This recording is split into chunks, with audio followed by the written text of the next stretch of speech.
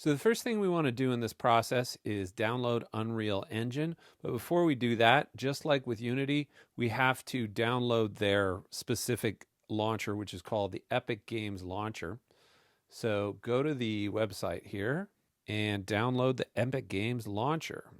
And the process is pretty much the same for both a Mac and a PC.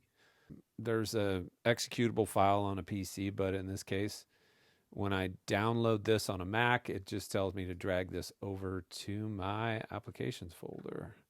And then there it is. Just like with Unity, you're going to have to make an account for all of these systems. So let's just go ahead and open up the Epic Games Launcher. If you're on a Mac, it's going to say Epic Games Launcher is downloaded from the internet. Sure you want to open. On modern Mac systems, you have to give it permission to do everything. So make sure you read these and allow. So it wants to go to your downloads folder. Yep. It takes a second to open here. And then you either have to sign in or sign up. So I've already done this. So I'm just going to go ahead and sign in through the security code. Okay. So this is my first time on this computer using it. Check in your spam folder or your other folder. Two-factor sign in. There we go. So I'm inside the Epic Games Launcher. So now I have to download the software.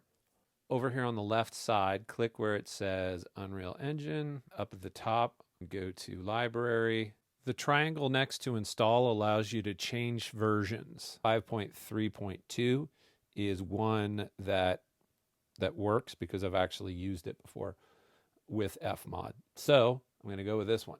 And then install. And then when you get to choose install location, click options. So by default, the core components are going to take up 44 gigs on your computer. So we don't need all of this stuff. So uncheck all the target platforms you're not going to use. So what this is showing me is that I'm going to need at least 48 gigs of space. You're going to have to make sure that you have that space or it's not going to let you install. Then just go ahead and apply.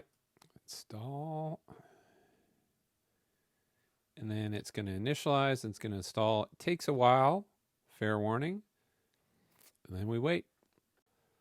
So it finally installed it. I don't know. It depends how fast it installs. Sometimes it takes a while though.